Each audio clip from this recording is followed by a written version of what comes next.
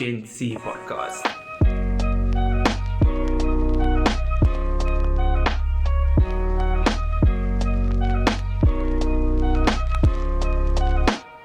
Welcome to the Gen Z podcast. I greet you as a World Cup champion. Let's Welcome. None of us My wearing name- Springbok here. My name is JP Jackson. To my far right is Mr. Rizaan Rose. Saying hello to Rhoda once again. Hey, to the audio listeners, welcome back. That was high. I'm sorry. Are you up? After last night, you could be. Before we get into all the shenaniganery and the festivities, with us in the middle is someone we actually don't know much about. We're going to find out about. And that is Miss Fatima Abrams. Welcome. Thank you for having me. Let's go. So we're going to discover the perks of being Fatima today. Please do tell. What are the perks? Nah, but first it's the perks of being a South African. Okay, Because okay, we have okay. nothing to celebrate Okay. except for this. Inshallah, make the Proteas. Yeah, ooh. At the time of this recording, we have no idea. Yeah. But like they so far so good. So Okay. far, so good. We'll take what we can. But yes, JP, you're the rugby aficionado on the panel today. Just tell us your thoughts, tell us your Yeah. feels, tell us Yeah. all the things that So, and I think triple blood pressure medication for Wallahi for everyone that has ever watched all three, you definitely need one of those. I think the one of the amazing pieces of speech or commentary that came after was Siad's commentary just after the match when he said, "It's through diversity that we can overcome anything in South Africa." And he linked it to absolutely everything in every part of South Africa. So I think for me, it's more important that, yes, sport has the power to change a lot of things, but it's the feeling that everybody got about around this World Cup of every color, of any type of person, even people that don't watch rugby were just excited to be part of it. And I think that sense of unity we don't get very often in our country, and I think that for me was absolutely amazing. Fatima, I know you don't watch, but let's pretend that you have an opinion on the matter. What are you looking forward to now that you know South Africa are world champions? I mean, if it doesn't feature in my life, I'm not going to be. But I think that's the first time I heard what JP said about Sia saying that, and I 100% agree with that. I mean, even in the economy, even in like your career, diversity is like main key. Even on this podcast, making a space for the colored people is it. Yo, no, guys, we don't pay her, no? But it's giving money's worth.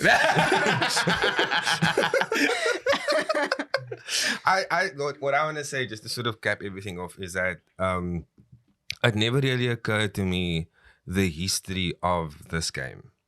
That it was literally a team used to sort of bolster and embolden the apartheid history of our country. And that's why a lot of people that look like us don't actually support the South Africans. Yeah. They support the All Blacks because they see themselves in that team. Get it. But alhamdulillah, so after all these years since Mandela came to cliques, no, in 1995, Mandela went, where did he go in 1995? Do you guys know the Rainpie? It sounds like Yo, in the very- comments, what is the 1993 Mandela went to whatever, 1995 Mandela? Yo, you guys don't know this one? No. It sounds familiar. I mean, I don't remember. I don't know what you're talking That's deep cut. Yeah, That's a deep cut. Like, I need that. So it's not like the Barney song where you went to different places and then Barney destroyed everything. It's not that one, right? Sir, that's Gen Z Plus content. Don't do that. Do not do that. But yeah, just like lastly, sorry, is that like the Siya Kolisi Springboks, I'm calling them that, right? From the 2019 one till now, they represent our country. Like the backline having those flare colored players, the strong black forwards, like Siya and His Excellency. En Waitkant, Did you see the controversy? I'm so sorry. Do you engage in social media? I do. But you're giving a very left field here. No, you just invited quickly. Fatima to come and chat. Now No, you're just quickly. I just want to explain this controversy. So, our black vice captain, Bongo Manambi, was accused of being a racist by this guy, Tom Curry. And the whole world just discovered Afrikaans that week. Because he thought he was being called a wit, see you next Tuesday. Yeah. But we say, groen kant, wit kant. Or white kant. Wait, I saw someone's t-shirt that said that. What can? I love it. Yeah. There we go. So Bongi Manambi is always going to be white kant now. I'm so sorry. So sorry, Bongi. But yeah, and then obviously the tall locks, those Buddha boys. I'm sorry. Am I allowed to say that? But yeah, Farming community. The farming community. Yeah. Okay, the vibes are set. The vibes are set. We are ready for this episode. For 5 marks, the audience Maybe would 6. like 6. The audience would like to know, who is Fatima Abrams? Oh my gosh. I think that when people speak about things like this, they always start with like where they come from and where they are right now. Yeah. So like why we're on here is obviously to speak about like my travels, and I think that started when I was like maybe. Why are you bearing the lead? Nah, tell us who you are. Sorry. I'm not here for soul bearing. Yeah, but You speak the way you We want to know where it went wrong. I think Continue. okay. Let's start by the fact people look at me and they're like, they put you in a box. They're like, this is what you do, and this is what you can't do. And I'm not sure if I'm rebellious, but I'm always like, I want to do what I want to do regardless of what you think I should be doing or what I should not be doing. So a major part of my life is fitness. It is hiking. It is exploring. It's maybe going to a dangerous place that someone would ask me, are you crazy going there? It's not safe. I would still do it with certain measures in place. I'm also obviously colored. And like when you invited me on this podcast, I was like, am I colored enough to be on this podcast? Then I was humbled that day. I had to sweep and I never had a scoop. You know what we took? A newspaper. I was like, Fatima. Don't even lie it. When you were in your mama's house since you went, this is what you did. Let's go. Because then people do this and look at me like, oh no, that's a Muslim white reaver. That's not a colored girl. Then you open your mouth and it's like, oh, that's your accent. Like, that's what we're dealing with right now. Yeah, so so good. Yeah. so that's the thing. And obviously, like the big part of me is being Muslim, trying to practice my religion in a country that's thankfully diverse, and also doing it without it putting bounds in my life. I was saying like, this is also, like I said, and restricting you from what you can't do. Because I feel like people look at Islam and they're like, there's a lot of, no, you can't, no, you can't, no, you can't. But it's not like that. It's your perspective needs to be a bit broader than what. So I just want to touch on when you were speaking about not being colored enough. Was that kind of a theme in your childhood, or did that just something you were aware of as you grew older? No, I think it's mainly society and peers. They were like, oh, you're the white girl. Because of your skin. It's more like of a skin thing. And honestly, like in primary school and a bit in high school, I was a bit I wasn't impressive on my skin tone because I felt like I'm fair and I'm obviously not in the white community. But I'm not colored enough to be in the colored community. So I was always like that white girl. You know what I mean?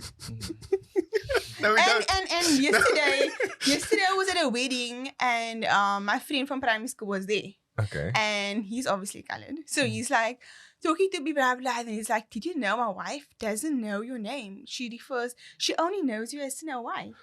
Because, and I am not offended by that.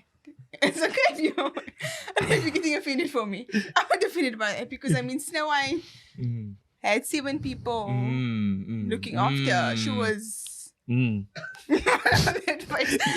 White is goated. But that's how she knows me. Like if he's speaking about me, then she's like, no, but who's Fatima? Then he's like, Snow White. And then she's like, oh. And then she's like, oh, Yeah, okay. I know It you're makes talking sense. Rizaan, are you back yet? I wasn't ready for Snow White, bro. I wasn't ready for. I was not ready for that. Like I'm. Okay, that's how the episode's gonna go. So, brace yourself. yeah. Yeah. It's, No, I'm gonna react how I need to react. You actually spoke about just to sort of pivot to what JP was talking about being Muslim also in the society. So one of the things that I wanted to talk about is what is your journey with the hijab? Whoa.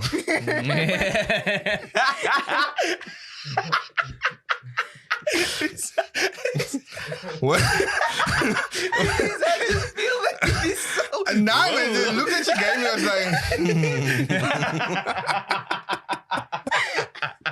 am I allowed to ask you this question? Yeah, like what is your journey with hijab? Because I feel like we haven't spoken about it on this podcast. We've only had one other hijabi who I Betty the lead, Subhania, one of my favorite people, one of my best friends.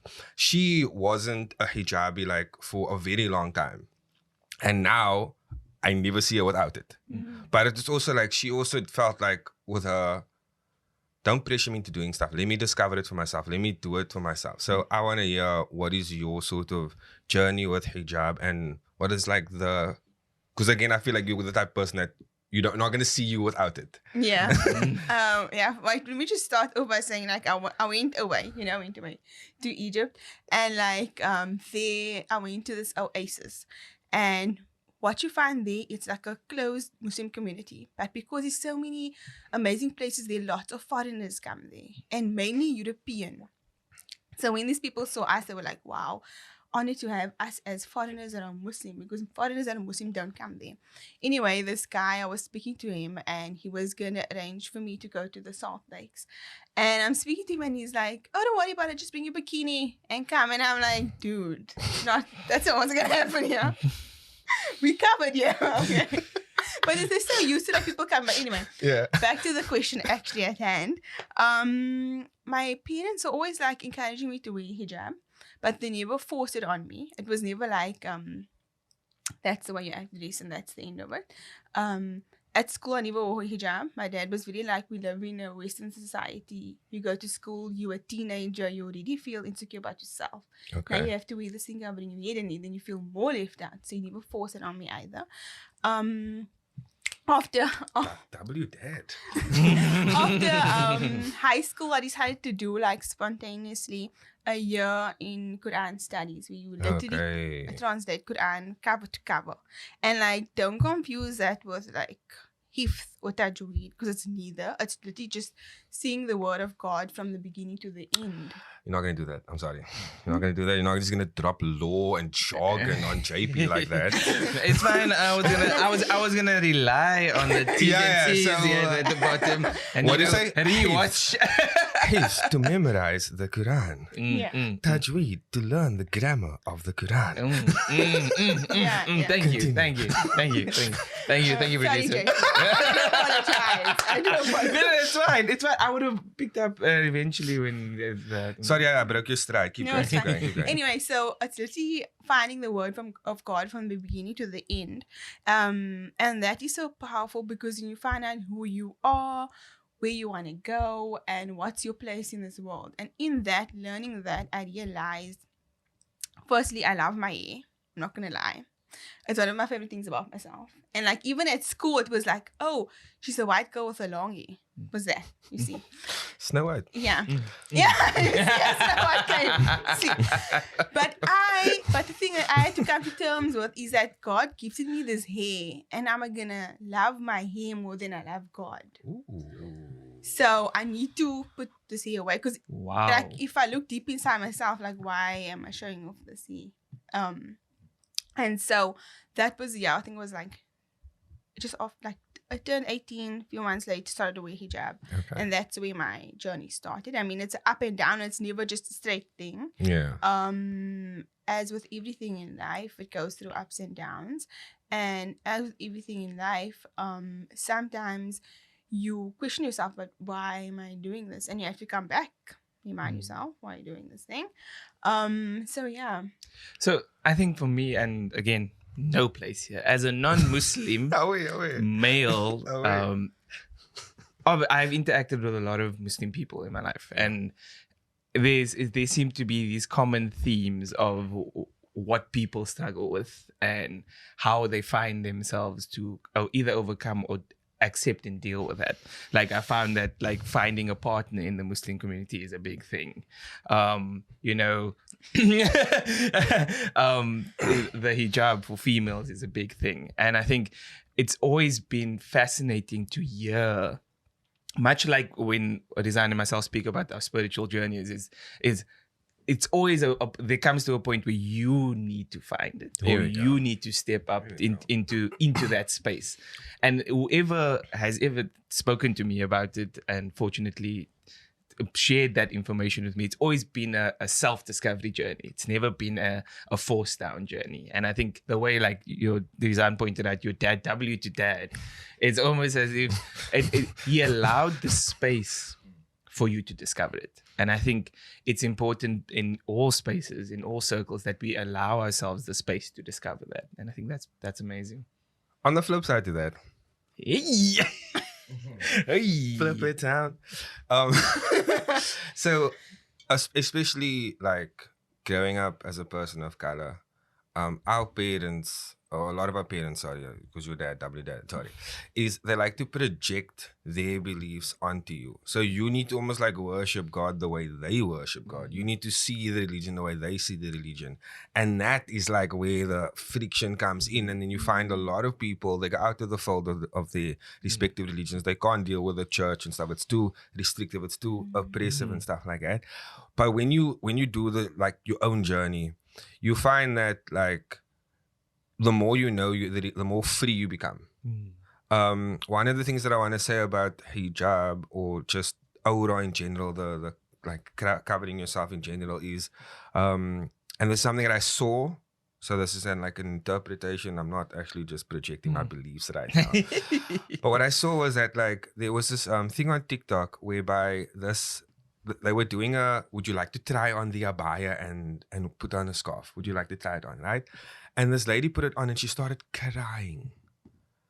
And then she said, and I thought this was like a wow. She said that she doesn't feel like she's on display right now. And as a man, to hear that women feel like they are on display, just like did something mean like, yeah, the male gaze is disgusting, bro. The male gaze is wild. So to have that sort of aspect of your religion there as a protective mechanism, even though it sometimes doesn't work, because men are still men, unfortunately. But it is like, it's at least like, just like women have the responsibility to cover up, we have the responsibility to lower our gaze. There we go.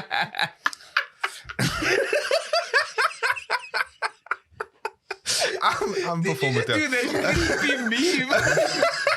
That man behind the tree. Lower your gaze, boy. Don't you insert it in the... Yo, I was about to insert that thing. Oh. Bro, you know what's funny now? There's going to be the other memes now. One is like, because Take a Lot apparently, like, if you bought a TV in August and the Springboks won, you get your money back. Yeah. The man is watching the Springboks win. Okay, so just, and then, because I felt like this was kind of on theme about like women, You have 4 sisters? Yes. Myself and JP both grew up in all boys households. So just like walk us through just like some of the fun things. What's it like growing up with 5 girls in ours? I always tell people like, the Kardashians. Have you ever watched the Kardashians? Okay. Like it's that, but like times 10. Oh my. Because my father is a very expressive person. He taught us to say what we feel. Yeah. I don't say confrontation, discussions. Discuss what you feel, discuss what's going on. If something happened, I'm coming to you now, like, why did you do this thing? Like, even if it's a small thing, why did you think you could do that? So, The thing is, if you have a discussion with him, it's like 3 hours. Oh, Put your time aside. We're having this discussion now. If you made something, did you really want to make it? Because that meat tastes a bit hard. I don't know if you wanted to make it. If you made a meal a year ago and it didn't taste right. A year later. You remember the time you made that? And that's why Labara and you're not making that for. That's what happens. You can say like your WWE matches between yourself. Yeah, face. That's like physical. Here's it mental. Okay. That's what happens. Yo! So you say they keep a logbook in there? There was a time my sister and I weren't borrowing each other's clothing. Okay. Because it was like, you kept my item too long and I really wanted to wear it the next day. And never brought it back. So now we're not borrowing each other's clothing for a while. Then you must wait for the dust to settle. And you wait till you buy something and you know she wants to borrow it. Start it. Again. Yeah. So this strategy. There is Petition for Fatima to have her own show. Yeah. Oh my goodness. Yeah, there's receipts. Do you want to share any? No, don't do that. One of her sisters are in the room right now with us. Is she an ally? Is she one of the... Because I feel like there's collusion in power. It depends. It depends on what happens, I think. Yeah. But mainly she's an ally. Okay. Oh my word. So where are you in the totem pole of the family? I think hopefully I'm in the middle. I'm the eldest, but I hope I'm in the middle. Oh, okay. I don't know. Okay, so your parents actually... do your parents have favorites? Shame. Don't put them on blast. I will just say something. My mom said this. She said, my 5 daughters are like my 5 hands, different, very different, and I see them differently, and I have different love for each of them. And that we can see. It's not like we all this, we can't love people equally. So she loves us in different ways, and she sees like each child needs a different way to be loved. Let's go. And that's what. But I think you need to ask your mommy who's the middle finger. She said she's in the middle. She's in the middle. She said what she has one hand. She said what she said. I'm actually thinking about like what was our equivalent. I guess it was the WWE. But our sort of realm of true brotherhood is game night. Whether it's card games, Monopoly, whatever the case may be. And there's a big disparity. So my oldest brother, he's like my old brother. Sorry, Evie. Sorry, Evie. But I have a grand brother. He's 16 years older than me. Sorry, I have a grand brother.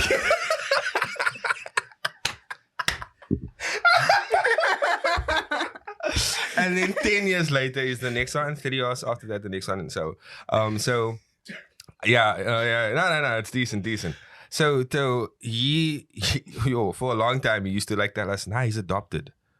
Like he's not really our brother, he's just like loves us. I'm actually from America. Bro. There are days where I believe him. There are days where that man's flows game is very strong.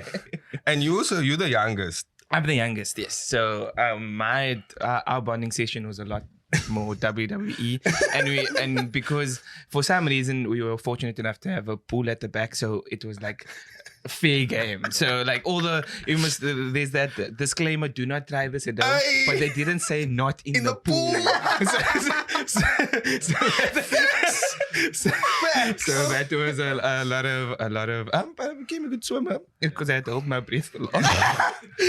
So that's it. Again, very little psychological. More. And being the youngest one, I was mostly the irritation because I was always in the wrong space at the wrong time when they wanted to do things. Yeah, I'll expose you. It's the truth. Yo, that actually triggered because I was low-key. I was a pimper, man. I was a snitch, bitch. Yeah. And you know what I mean? That's why I'm in therapy, bro. I'm my enemy. I am the drama. So so before that, so your favorite YouTuber is Sus. Like, so I want to transition to the travel your land aspect of the episode, basically. Just sort of like to start, why is it important for you to sort of travel your land? Let's start there. Okay, so when I was saying in high school, my dad started taking us on trips. And because we were a family of 7, there was no way we were going to Arabella. There was no way we were going to like hotels and stuff. And he said, okay, we're going to go on a camping trip. For 2 weeks in December, he would take us away from like the hype and of New Year's Eve and stuff. And we would go to different national parks. Okay. And so we would go to places like Bontebok, places like Ebb and Flow Nature Reserve, Addo Elephant Nature Reserve, all of these different places. And when I come back and have this discussion with my friends, they'd be like, where's that? We never heard of these places. You went to go see wild animals? You camped with no electricity and water? By choice? We once got to this place and there was nothing there. And we told my dad, were you scammed? Because we don't see anybody. Yeah. There's no internet connection. And that time it was like there was no GPS. No? My dad printed out the directions and it was turn left, turn right. Okay, now where did we go wrong? Okay, the place existed. We got there and there was no electricity and no water. Yeah. But it was like in the Karoo, deep in the Karoo. Anyway, so going to all these places and then after a while I realized, you know what? Foreigners go there. Privileged people go there. But our community, we don't know about these places. We don't get to go there. And so I wanted to, not expose, but I wanted to share this to make us proud firstly. Because if I ask you, where have you been in Cape Town? Because we had this discussion. Hey. And I asked him. I asked him. Sorry. So do you travel? And then he said. And What discussion did you have with him? You see, the thing is, I know you guys reached on me. So to even the plane, I had to ask him some questions before we come on this podcast. You see, I have to also have an upper hand, you know, in a way. I feel like a sister of yours now.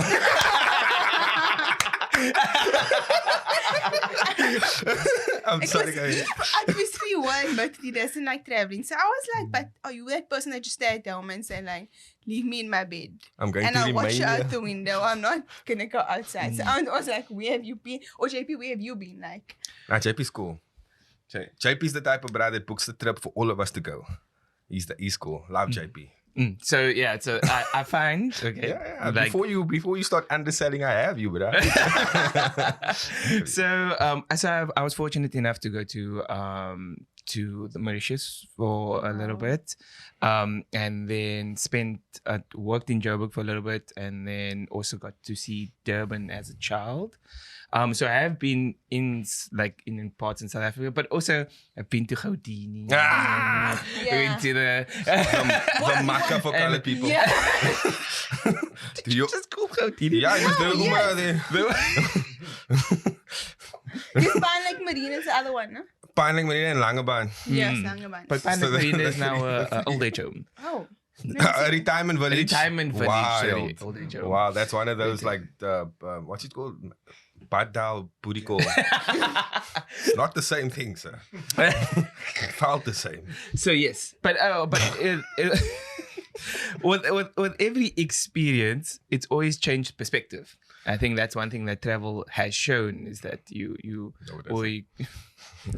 No, you go. You see a different way of life. Yeah. And what do you take out of those travel experiences? So what I've been taught, like, and I'll say, like, if it wasn't for those trips, I would have learned these things. Like, you go into a shower and it's just moths on the floor, on the shower cubicle, and I showered with those moths, you know, because you wanna clean yourself, and the moths are there. So what? Yeah. And then if you need to go to the bathroom, you get to this bathroom. Now, think about this: we're in the middle of a forest. The forest belongs to the animals and the insects and stuff. Okay. So when you want to use a bathroom and you come there and like there's just insects everywhere, but you need to use the bathroom, you can use the bathroom. So I think what that taught me was no matter the circumstance, you got to do what you got to do. And also you find a way to enjoy yourself regardless of the weather, and that's what made me really enjoy myself in any situation that I found myself in, because I'd always never look at this is a bad experience, this is an amazing experience. Or it'd be like, I'm going to this place, I know there would be a downside and an upside, but regardless, I'm gonna have an experience and I'm gonna make it a good experience. You were speaking about going to Mauritius. Last year I went with my sister to Indonesia, and we never went to Bali. Let's just put that out. I went to Java, and obviously me being the adventurous person that I am, I decided to hike 2 volcanoes, active volcanoes.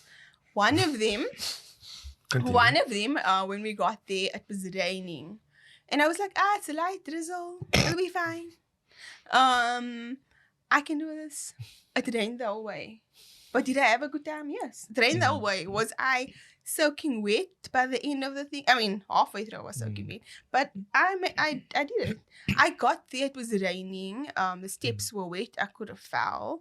I got to the volcano. There was only one side that had a barricade. The other side, if I took 5 steps backward, I could have fell down. I did it anyway, because I was like, you know what? I'm never going to be here again. How many people can say they hiked an active volcano? And this is an experience. Like, some people, like Shane, my sister got there, she wasn't well, she was like, she's still gonna do it. I was like, I'm doing this thing now. So it's always like, you look at something and you think, I can't do this. You look at something and you think to yourself, like, this isn't gonna be great, but you make the most of it. And that's what camping has taught me. Definition of bold different. Yeah. But that's like I'm saying, like that. Why we were once Easter camping, and everybody says don't go Easter camping because it's raining and storming. My dad decided, no, we're gonna go camp. We get there, we put up camp. Halfway through the night, the tent, it's storming, the tent breaks. It breaks. We get up, we unpack the tent, we follow that tent, we go sleep in the car. No one's going home. We just continue sleeping. And that's what we did.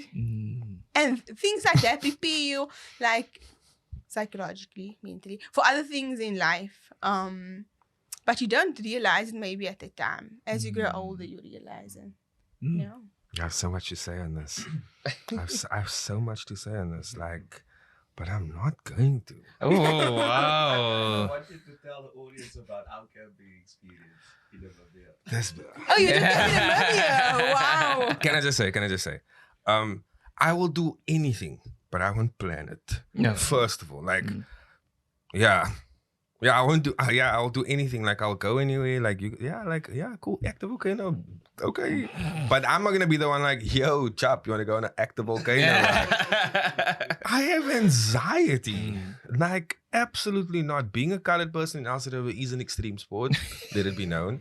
So I've been like to Houdini, Montague, obviously Langebaan, Hermanus, thanks to JP, Shally Point, thanks to JP. But growing up, I used to go to Durban a lot and PE. Those are the two sort of like beach and swimming destination, whatever. And I have actually family in both places. So those are the things that we used to do a lot. As a result, I don't like the beach. I can't, like, I'm so sorry. Like, I will go to the beach, but I'm not going to do beach things with you on my terms.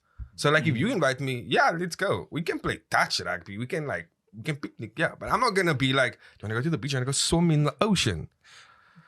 You say that people have made that mistake before. Oh, they do. Like, my family knows. They don't invite me because, okay, listen. This is what it's like when you're a colored person going to the beach. Because you don't live by the beach. No. Because because you were removed from the beach. Sans, slechts blancas, you were removed from the beach. So you don't live close to the beach. So you know it's a 5 o'clock trip to the beach. And you must have most lot of siblings. So all of you must be up by 5. And then you must get into the fucking car, and it's a 2-hour trip to the beach. Right? So you go to the beach, right now. Cool. And it's cold chicken. And then, when you've had your fun, you looking like the ashiest of ash burgers. Sandies everywhere. If you went to Blauberg, you have blue bottles. I'm so sorry. Like, no, thank you. Like, do you know what it is? You know what it is, no? I will go to the beach on my own terms, bro. Yeah. Unless the beach culture that I grew up with makes me sick, bro. Like, I said, I don't like. The problem is not going to the beach with my family. I'm so sorry. Family's a problem. He's got the thing going.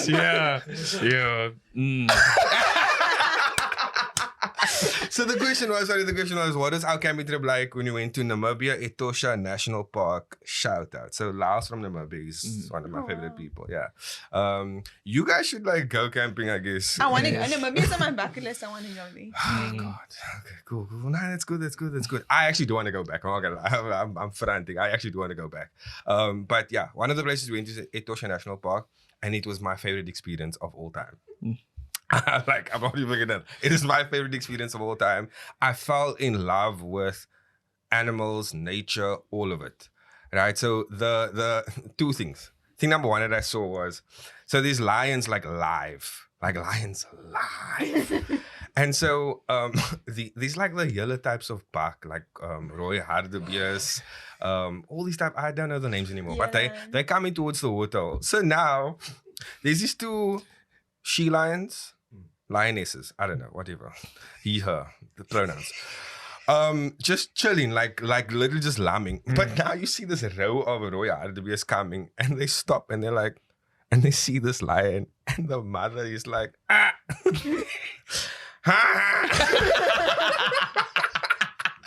And obviously, I'm the interpreter, I'm National Geographic, I'm like, kykie, die blok is on. Die blok is on. Nah, they must go home. And you just see the little buck start turning it. Giraffes are coming from point one. They're like, oh, Sota, can we go home? I died that day. And the lionesses are just chilling, my brother. They just say, I find in the tent. He was not these. But this bucks are like, nah. But then you get these, I think, spinning bucks are like, but I don't care. That's Auntie Kathy. I don't know, but they just like, they didn't give a fuck. They just went, bro. Like, it was the funniest experience. They were like, nah, that's a whole lion. We're going home. We're going home. And that was the one experience. It's like, I had to stop here. I saw a hyena like next to the car. And this man wanted to open the window. But I didn't know hyenas are scavengers, man. You didn't? Even by the laugh, by the face. And the face just looks. Don't. What's going on? Is the okay, listen. Pretty privilege, calm down. I agree that the hyenas that were following Sky and Lion King look clapped. They look ugly. That hyena in the wild in real time was cute. Oh, okay. W hyena. Okay. Right? But also it was nice because it was like, I'm dominating this conversation. I'm so sorry. But yeah, so I didn't know they were scavengers, man. So because I'm alive, they're not gonna eat me. They want to eat dead stuff. Cool. But like this means they want to open the window because obviously I'm niks gewoontie. But the best thing was when we were camping. Sorry, this is the actual story I want to know. It was a thunderstorm, lightning storm. Firstly, amazing because the stars are like vibes, and so the lightning comes like veins filling up with blood into the sky. Beautiful, right? While you fanging that beautiful, the thunder hits, freak loud, like full, like they have JBL speakers in that thunder clouds. And I'm like, Oaks, are we okay? The lightning hits our campsite. Freak loud. That was the biggest skrik I've ever peed my pants. And the power's out. The power's out. So at the camp you have these like yellow light stuff that keeps the bugs away. No more. The bugs come for you. So the bugs were also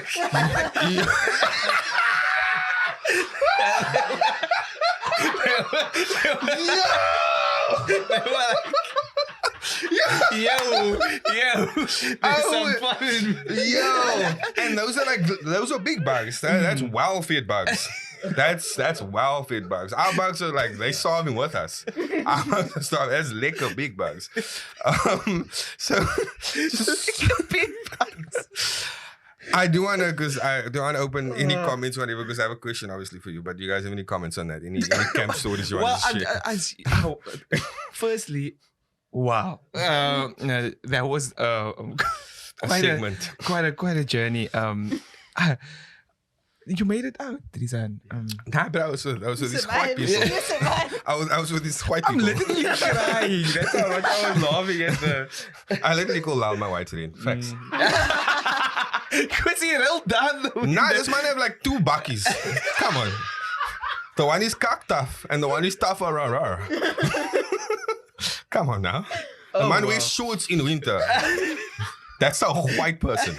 Okay. You are also you camped white person. I'm sorry. I'm gonna expose you after this. Yeah. Oh God. No, it's fine. It's Oh, fine. God, It's oh, fine. God. So one of the things that we ask you just to prepare, because obviously you travel sometimes just with your sister or on your own, and so that must be like an experience. But what I wanted to ask you is, do you have any like safety tips, little tidbits, whatever, things to be cognizant of if you are going in a group that is no males, and also just like if you are going on your own, what should you be wary of? What should you think about, both locally and internationally? Okay, so the first thing I do is lots of research, obviously, to figure out what is it like there locally. You know what I was saying is that I feel safer traveling in other countries. In South Africa, as a female traveling with my sister alone or with someone alone, you always feel like there's a possibility of danger. Like I was saying, 2 weeks ago I was in Egypt. It was 11:30 the night. I was outside. I was alone. I didn't feel unsafe. I didn't feel like someone's going to attack me. I felt completely safe. And the same thing in Indonesia. So it's like when you're traveling around there, it's much safer, which is kind of scary and really shitty. Sorry. Yeah. Whereas here you have to be more alert. You'd go to a place that you know. So it's either some place that you've been before, that you've been with either in a bigger group. Then you'd go maybe alone with maybe one other person. And also when you go, make sure that your vehicle is checked out. Please don't overload your vehicle. Please check the route that you're driving. Make sure that your tires are fine. We don't want to blow a tire. So your maintenance must be checked. And secondly, be aware of where you're going. And then also obviously your pepper spray and whatever. I was saying like the way this journey happened for me is I wanted to start running, and there was a place nearby my work that I could run at. And I didn't take a weapon with me, but I had this big bottle that it could probably like knock someone out. So take something with you just in case you need to do something. But the places I recommend and I would say go to are usually places where you won't find someone trying to attack you. Because like if I say I recommend Cedarburg Nature Reserve, the only thing that might attack you is a baboon. If you go to Grootvadersbos, also maybe a baboon. Nothing else is going to attack you, so it's actually quite safe. You just need to be aware of the road that you're traveling. Yeah. And is your vehicle prepared for that? Are you prepared for that? If something happens, what are you going to do? And the people that are with you, are they reliable? Travel, like in the hadith, there's 3 ways to get to know someone. Ooh. Firstly, it's marriage, The obviously. hadith? A hadith, yeah. A hadith is... Let's go. So a hadith is something that our last messenger, Muhammad, peace be upon him, gave as advice, like little tidbits that we call like some insight in life. Tidbits, check. Yeah. So there's 3 things that he said. There's one to get to know someone. The one is marriage, obviously. Okay. Second one is business, because then you can see like person's intention. Third one is travel. So if you're gonna travel with a friend, your friendship will most likely be tested. So be aware of that. So that's not about safety. That's about the person that you're with. Is this person gonna have your back if something happens? Is this person just here for themselves? So that you also kind of have to figure out. Yeah. JP? No, I'm still in tidbit. Oh, yeah. Cool. Nah, what was funny when you said was like, don't overload your car. I was like, yeah, bruh. 14 underwear is not going to cut it. No. 14 underwear is not going to cut So it. something, when we had to travel for 2 weeks, something I learned was that you need to pack small and light. So I don't know if you guys know what an ammo box is, but it's literally like this box that your clothing go into. It's a plastic box. And that's also something I learned with my dad, is that we were 7 people in a vehicle, we needed to have our food. Okay, we didn't pack in all the food, but we packed in the meat, obviously, because meat to be allowed, and our clothing, and then it was us as people. So there we had to learn, like, you have to have the right balance of the car isn't gonna roll. If it does roll, it's not gonna be taking straight in the car. So you need to respect your vehicle. Because Rizaan and I were approaching this conversation, we were also thinking about, there's like boy math, there's corporate math, then there's most travel math. Yeah. You see? So we were like saying, like, going for a weekend but packing 3 suitcases. Oh wait, like that doesn't just make sense. No, it doesn't make sense. So like there's other travel math scenarios what do you think that you shouldn't, that doesn't make sense? It doesn't make sense. So on my recent trip, what I did was, and what I realized is that since I'm going to a place and I was 10 days in Egypt and I want to travel to 5 places and I couldn't take a huge 23 kg. So I packed a small 10 kg and a backpack and that could travel around with me, because you need to think about what are you going to do there and like how you're going to move around there. So travel math is if I'm going to more than one place, smaller bag. Yeah, and obviously like for me, I know guys are like easy, just like shorts and t-shirts. But for me, I need to be like having a capsule wardrobe, Shut up. I need to have a capsule wardrobe and like things that have to mix and match so I can use less clothing and be realistic about how much shoes you need. And obviously like adventure, take a shoe that's going to be comfortable and take you everywhere. Yeah. So that's the one thing I just want to sort of just close the segment out on, is that there's different types of travel. You come across as someone who's a lot more adventurous, where some of us are traveling for like a party city, for like the night experience, for like a sporting event, whatever the case may be. Then that is a much different packing. That's a much different like itinerary. That's a different experience. Some of us are driving for an extreme sport. Facts. Actually. I'll say what you want to say, man. Say what you want to say. So just to sort of cap it on, so we asked our audience 2 social media questions. And so all we want you to do is just cut reaction, say how you feel about it, all that stuff, right? So the first one is, what's your favorite local holiday spot? And obviously I have to just send a shout out. Where is it now? Abdul Malik _Bayat said, any one of the colored pilgrimage hotspots. Houdini, Montague, Avalon, and now Pine Lake Marina. It's the fact that it's colored pilgrimage. That's the fun. That's the one. What is Père de Kloof in Scarborough? That was from Mick Woza. Does anybody know? Père de Kloof. Is that a camping site? I hope I said it like, because my Afrikaans bundle is like depleted here. I like this one. Empire Practice said, literally anywhere on the East Coast, swimming in the ocean vibes. And not freezing to death on that side of the ocean. So anywhere on the East Coast, you can at least put your... Do you know my geography was like, bro, what side is it? But I'm with you. You said Wormsies. Wormsies, and apparently I think this is for me. This is me. This is from Ray _Rushan. My backyard. Triggered. Because like that's me, but I'm going to remain so here. Fatima, you said being a larger family, you guys camped a lot because that's obviously an easier, more inexpensive way to get around. But you seem to have quite a nice like list. When you were talking earlier, you had like a few spots few nature reserves that are top of mind. So which one of those that you mentioned do you think is like a must go or must try? Okay, my top 3 would be Cedarburg. Well, Cedarburg has camping and a chalet, so you can decide if you want to just chill. And there is a pool, so you can also just chill by the pool if you want to. There's also a hiking spot if you want to do hiking. There's quite a few hiking places.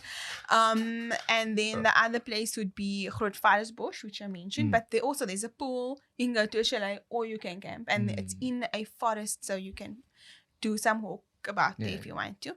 And then my favorite would be Kogelberg Nature Reserve. That's close. That's an hour and a half away. No camping there, just like chalets, which is in a valley, which I love. I love valleys. And then, unfortunately, no signal for people that want to connect. Before you go in, just say, like, I'm safe. Don't expect to hear from me for 2 days. And then, like, enjoy yourself, which I love, because I think that it's so important to be able to immerse yourself in that moment. And afterwards come back and be like, these are my experiences.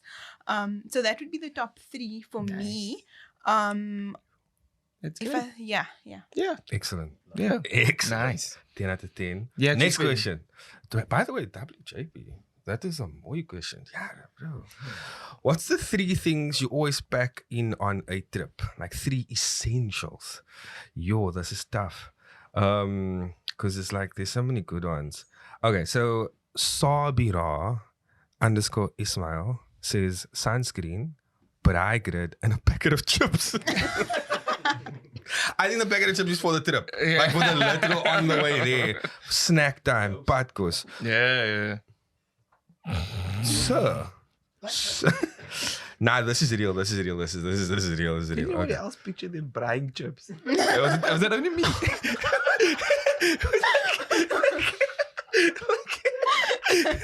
Yeah, I mean, it felt right. okay. Yeah. So, This is someone close to JP's heart, I'm assuming. J_Rman94 says toilet paper, underpants, and oka pipe. That's 100% JP. This is JP's burner account. wow. Wait, man. Wait. Sorry, because I know someone said like a liquor one. Let me just see. Someone said 14 pairs of underwear, man. Like, where were you? Where? Amber Carolison says an unnecessary amount of underwear just in case mindset runs deep. So like she had an experience. Yeah, it does sound like something happened. It does sound like something And she didn't take happened. washing powder with, clearly. So what would you take, Fatima? If you had to take 3 things. Yeah, what are your Well, things? firstly, sunscreen, because you can see. How are you? it, so- SPF Yeah. 1,000. Yeah, you have to look cute on your skin. I'm sorry. Wow. I'm sorry. The sister in me. Yeah. And then a tent would be the other thing, because I don't want to be sleeping with the lionesses or whatever. Yes. And then I would say also, but of course, essential. Okay. No, just stay away. So What is the go-to snack, if I may ask? I'm gonna have to say the chewable sweets, anything chewable sweets, Chewable because I want to sweets. be away. Because you need energy for the hike. Yeah. Makes But I sense. can eat lots of snacks. now. Makes sense. So- I think, yeah, so we're gonna sort of transition to our game segment. So the first game we're gonna play is this or that. Right? Lol. So do you want to explain this or that? I mean, yeah, you can. Sure. So this or that is just a direct comparison between the 2 items, right? Let's just do one each. You decide whether you prefer the one or the other. Yeah, you just don't one need each, to. one each. You can justify if you want to. Sometimes it's just a gut feeling, Yeah. right? So, when in another country, would you walk or cycle? You're exposing me now. Exposing me. Because I can't Can't ride a bike. Go and ride a Can't bike. ride a Can't ride a bike. So I'm gonna have to say walk. Walking. But anyway, I feel like cycling makes you sweaty in a bit of awkward places. So I don't want to be in that situation. Cool. Can I just ask quickly? Can you ride a bike? Okay, so it's not your upbringing. Okay.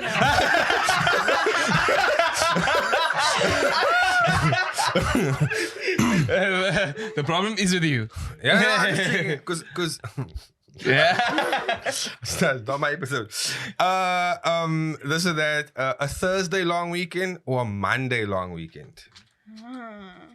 That's tough, no? At Easter, That's tough, but it's lit. I would say Monday long week. Monday long weekend. Yeah. Okay. Okay, you JP? So the Monday allows me to not plan it myself. A Thursday long weekend means I must book leave on that middle day because no one's gonna be there and something. So a Monday long, just functionally, is better for me. I was actually gonna say a Thursday long weekend simply because of travel, like driving to and from the place. Whereas the Friday long weekend, Friday driving to a place is harder. But you're assuming that you're off on the Friday, right?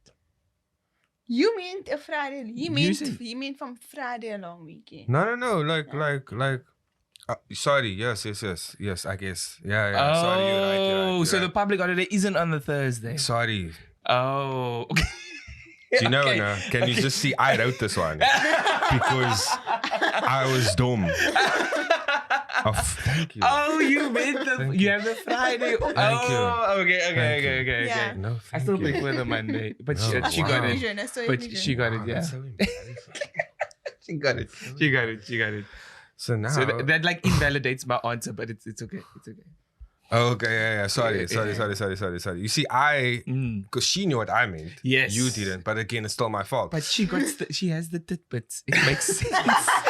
It makes sense. Can I just, okay, wait. I need to veto this. We're not going to call the hadith tidbits. Okay. No. This This is. is advice. Nah, actually, like, it's actually like principles of the Prophet. It's things that he practiced and things that he said, peace be upon him, that Peace be upon him. that like, some of it is actually integral to who we are as Muslims. So it's not just advice and it's not just tidbits. There's obviously things that are advices within it, but it's like, it's one of those things where like, if you like reject the hadith, you effectively reject our religion because it means that you refuse to follow the Prophet, peace be upon him. it's true. So and- then, sorry for making it seem like no, I'm it's just small. like you because you were like running with the tidbit, but and I'm like, Okay. nah, I don't like because there's Muslims in the chat, man. Like gonna be like, Rizaan, why didn't you stop your man? Yeah. So, I was just like, oh, no, yeah. but I appreciate it. Yeah, just I needed to just know. Yeah.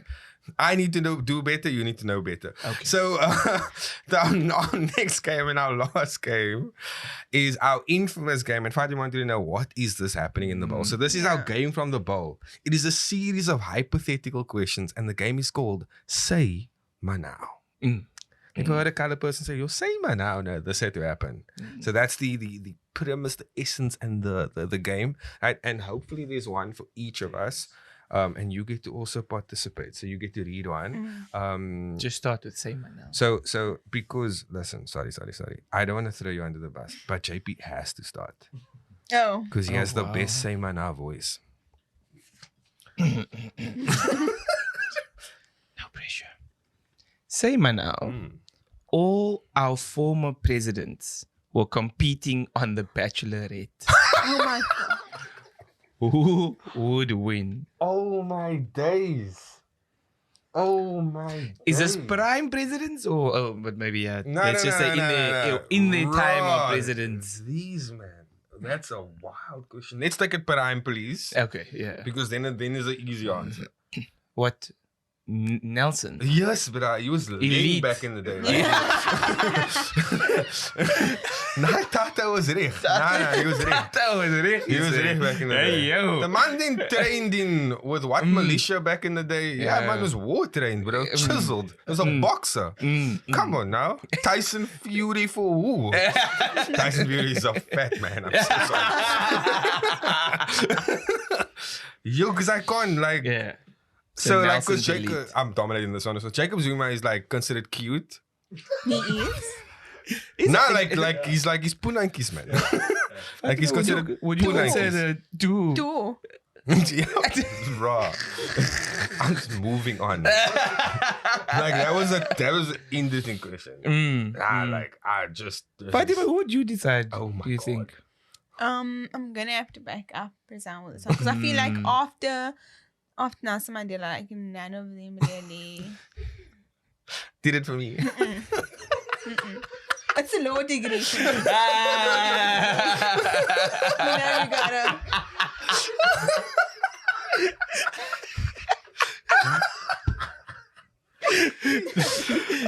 I'll go. Sorry, did you wanna? Because I feel It's like. fair. No, I mean, I kicked it off with. Yeah. I think. Yeah, nah. Like, none of these none of these men, they don't touch Nelson Mandela and his prime, bro. Come on now. Say ma now, you had to leave your house for a month. Who would you choose to house sit for you? Pirates or Vikings? Whoa! That's it. I would not like. Who would you choose to house sit for you was already the question. Pirates or Vikings? we don't like, yo, that's a this or that, but I'm gonna need some like a reference because I don't know what you're talking about. Yeah, so Vikings are those, if you can think about like Thor. Wait. Do you not know what Vikings are? Pirates. Oh, you mean so they're not teams? I thought it's like soccer teams. No. Okay. Yeah, Literal sorry. Vikings and literal pirates. Ah. Who would you ask to stay in your house? To house it. To house To it. house Crazy. it. I'm thinking, where's the best etiquette between the two of them? Neither. Ah. Well, Oh, well, Your the neither is thing crazy. is, Who I do you feel know like that's pirates, a Viking, bro? You know, pirates, because pirates are used to taking what's not theirs. So it would be like, okay, they get to a place, they know it's not theirs, but they protect it like it is theirs, you know? So I feel like... So Viking does the same thing as pirates. They also pillage and plunder. So Viking is a job title. It is someone that wars, and then when they war, they take the spoil of war. They pillage and plunder, basically. So pirates are sea Vikings. Just to like for context. But I do like that. And what I was thinking about is that pirates technically have to maintain the upkeep of their ship. Mm-hmm. Right, so then they would upkeep your house. Yeah. Because they have to. So Yeah. And also within a pirate ship, a good pirate ship, there's synergy.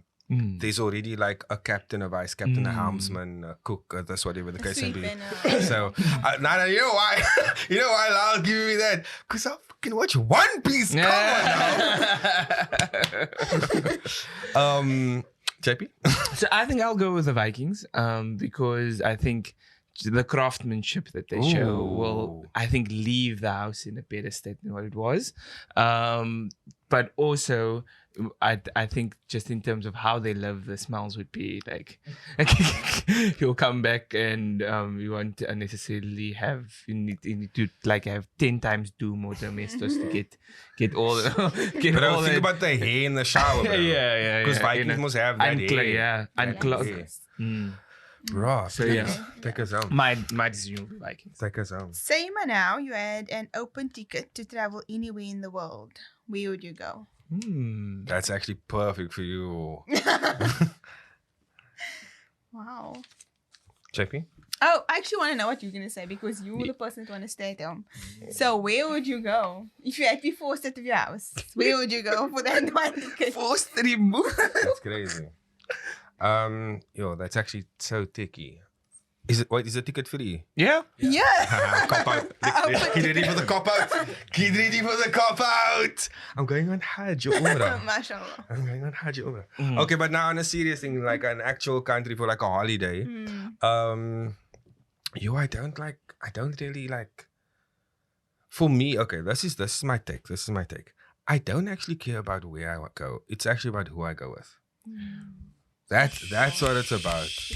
It's giving like, is it about the journey, the destination? No, it's about the companionship. That's me. But didn't I say that like you have to pick who you're gonna go with because that's gonna be tested. So. She did drop the hadith right now. She did. So I know that Mauritius is like a really, really great safe country in Africa. So that will be that. If I'm not going I'll go to Mauritius. JP. Me, so mine's like similar, and the fact that Rizaan went first is kind of bad. But my wife really wants to go to the Maldives, but it's like super expensive. Yeah. So because of that, would like to go to the Maldives because I think the experience again will be nice. Like I'm not going to be bad, but I think if the ticket was free, that would probably be where we end up. Yeah, for me, and you're like, don't come at me if I'm not saying this place's name correctly. That's fine. I would want to go to Kazakhstan. Oh. Because it's actually a Muslim country, and it's actually very expensive to get there. Wow. And there's a lot of so the thing about me is I want to go to places that people don't easily go and visit. Like getting to a place it was like, but why did you come here? What made you choose this place? So that place has a Muslim community and it has lots of nature. No volcanoes though, but nature, lots of nature, mountains and things like that. That's on the list. It's coming. Tinder bio likes volcanoes. I still think that's it. Are you adventurous? And the other person's like, no, I'm not, leave me alone. I just want to stay in my house.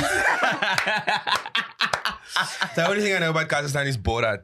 Facts. And that's not actually a Kazakhstani. That's like that's a joke, man. Yeah, so for me, I would want to go there. Wait, why? Kazakhstan has like there's something I know about Kazakhstan just offhand, but I'm not gonna embarrass myself by pretending I know. I just want to not that you asked me, but yeah, the fun thing is asked you. So we in South Africa, and we have like such a small Muslim percentage. So when you go visit these Muslim countries, they're always so surprised when they hear that there's Muslims in South Africa. Oh. And because you're Muslim and you come to the Muslim country, they are so welcoming. And I think that's an experience that people don't realize. So when you book like a tour with a company, and I will say that all the tours, the two that I've gone on so far, I've planned my own itinerary, I booked my own tickets, planned my own tours. I've never actually gone with the agency. So that when you're with an agency, you're just like with that people, and that's the people that you know for the trip. Whereas when you just go, you and my sister, you meet so many different people, and it's amazing to see how they open up for you.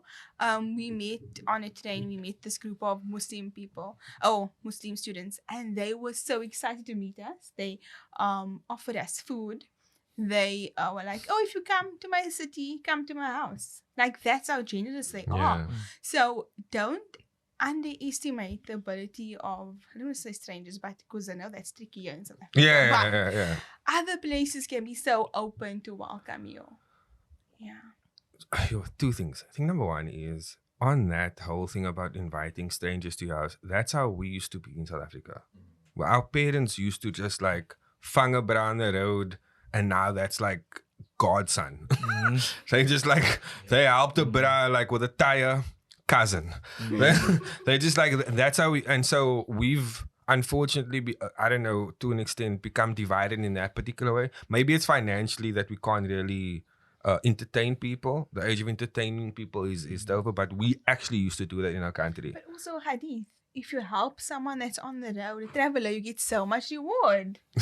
So, yeah. Also, it's advertising that. Yeah. So that's the other thing. Like, you come to Muslim country, they hear you a traveler, they're like, oh, let me help you. Yeah.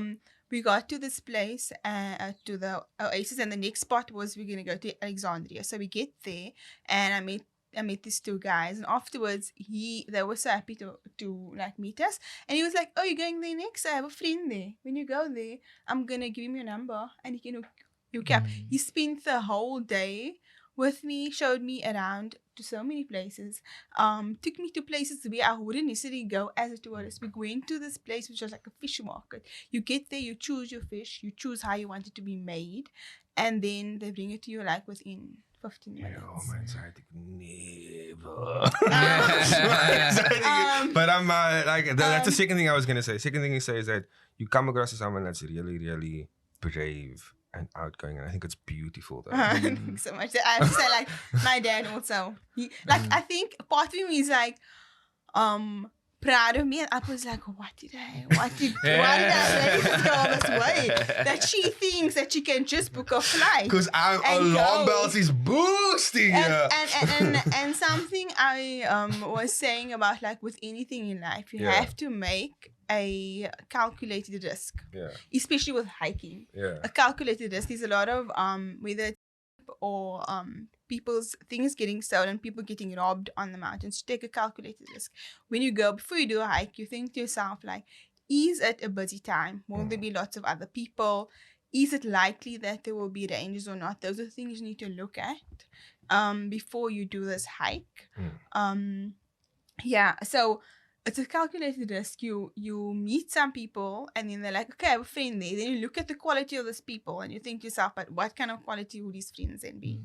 I actually went with my mom to Egypt, surprisingly enough. And then after the whole day of spending time with this guy, at the end of the day, we got to our accommodation, and the guy looks at me and he goes, and he's like, I have to go fit a jacket. Do you want to come with me?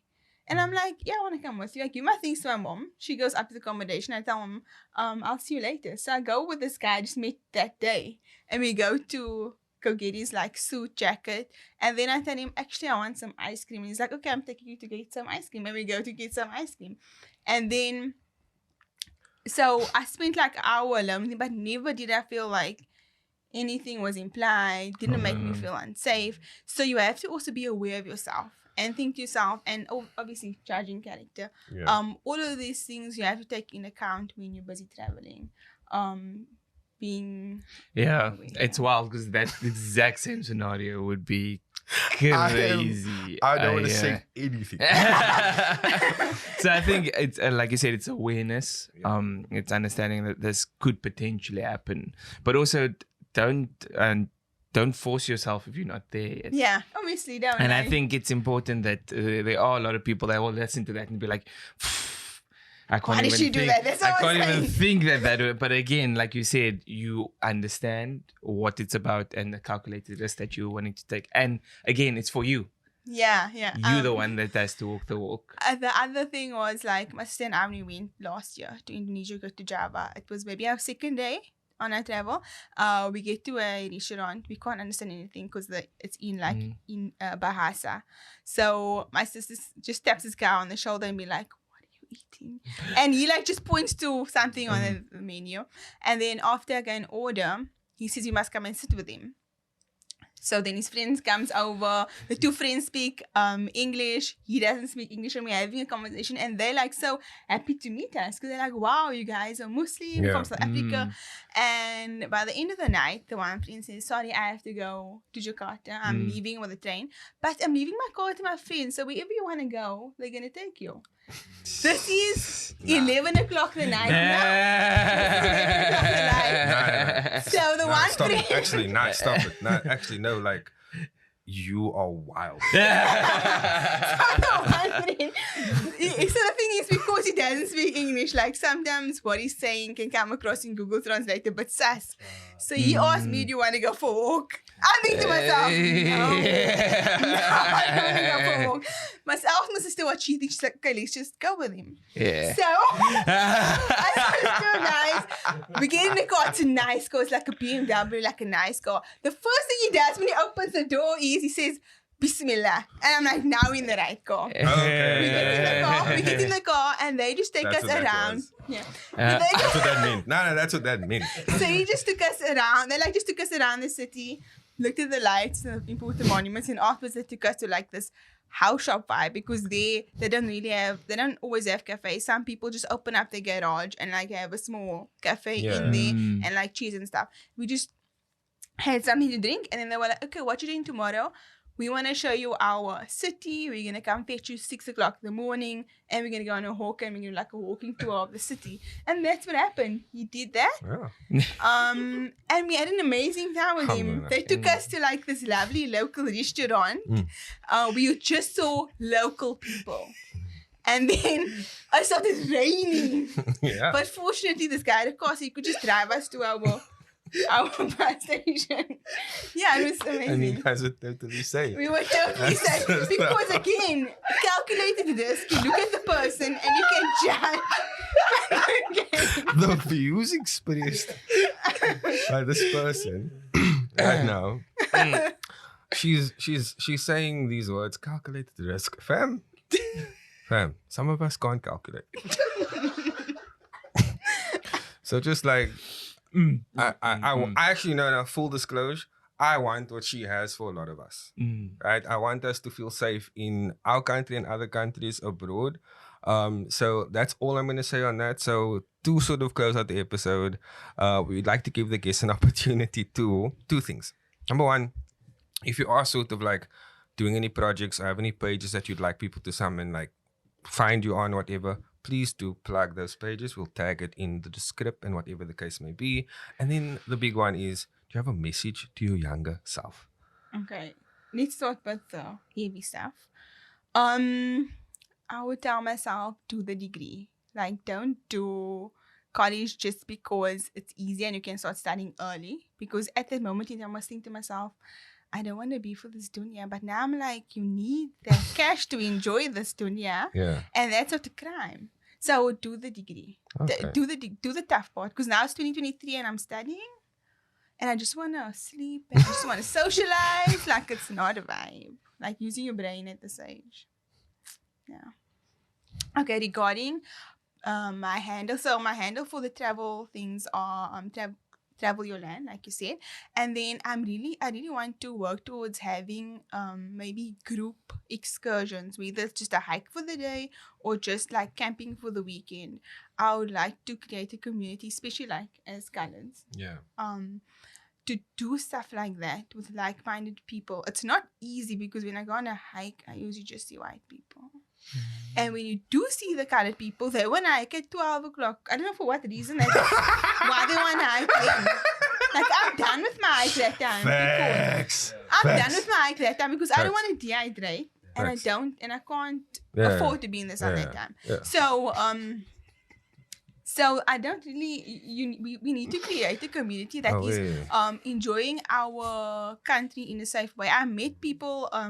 Even now I meet people who never hike Lion's Head, but like foreigners come here to do that. It's like a bucket list thing for them to do when they come here. But then you never even did it. Yeah. And something I learned is that you get 3 types of fun. The first one is, like you said, the first type of fun is where you just enjoy yourself, relax by the beach. You enjoy yourself. The second one is you're able to do a risk and then you get a reward. So that's me. I want to get the reward. Like if I hike that difficult mountain and I get there and I see the view, that's amazing. And the last one is people just do dangerous stuff with no reward. Like they do mountain climbing. Like that for me is like, yeah, that's intense. You Mountain don't get to climbing. condemn anybody, just know that. I'm not. I'm just saying, it's watch it out. So then you don't get any reward. You get the adrenaline rush. Okay. So that's something I learned. So it's not when you develop something new later in life, because I've only been hiking maybe the past few years. Okay. You don't easily meet your community and your people. So I would like to create a community and maybe arrange some things so we can enjoy South Africa in a safe environment. Maybe baboons, but no other people coming to attack. Yeah. You know. No, that's great. I think it's not to take your answer away, but similar to how we started this thing or the podcast, is to create like-minded people in the same space or create a space so that we can chat about it.